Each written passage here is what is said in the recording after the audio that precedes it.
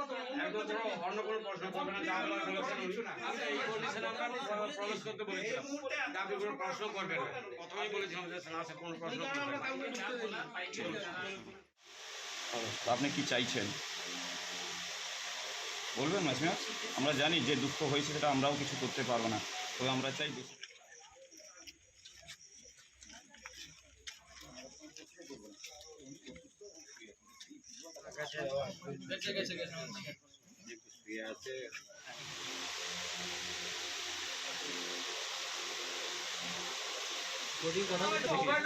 একদম অন্য কোনো প্রশ্ন করবে না, যা বলেছেন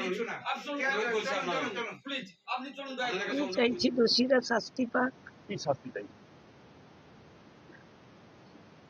আমিও একজন মা, আমি চাইবো না তাদের ফাঁসি হোক, কিন্তু যাবজ্জীবন কারাদণ্ড চাইছি। আর চাইছি যে আমরা ভারতীয় জনতা পার্টি করি বলে আমরা আজকে ক্ষমতায় আসার জন্য আমাদের সভাপতি বিরোধী দলনেতা যখন বলছেন সুশৃঙ্খল ভাবে থাকতে, তখন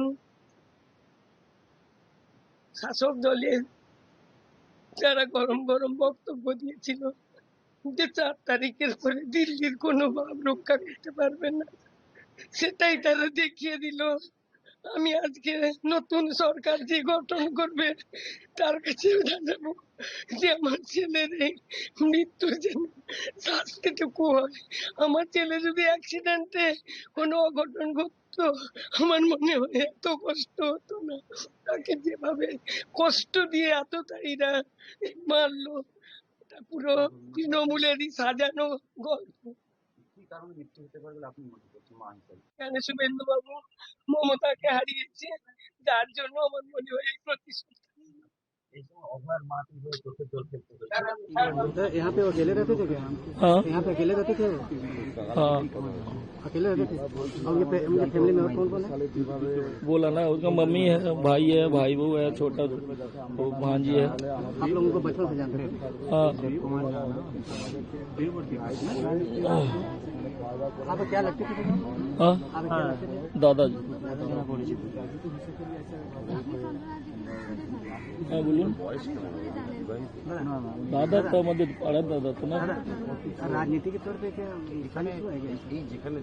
वो तो कानून ही बता पाएगा ना। कानून से ये रिक्वेस्ट है कि कड़ी से कड़ी सजा दी जाए जिसने ये साजिश रचा है, जिसने भी ये साजिश रचा है उसकी कड़ी से कड़ी सजा, जो इस साजिश को जिसने रचा है, और कोई भी बाद में इस जैसा साजिश नहीं रचा। इससे पहले आपका बात हुआ था उनसे? हाँ, कल 2 बजे तक बात हुआ। कल दोपहर के 2 बजे तक दादा हम लोगों के साथ ही थे, चंडीपुर में ही थे। उनका घर का जो असेंबली है चंडीपुर, वहाँ पे ही थे। मतलब इनका शादी हुआ था? नहीं नहीं।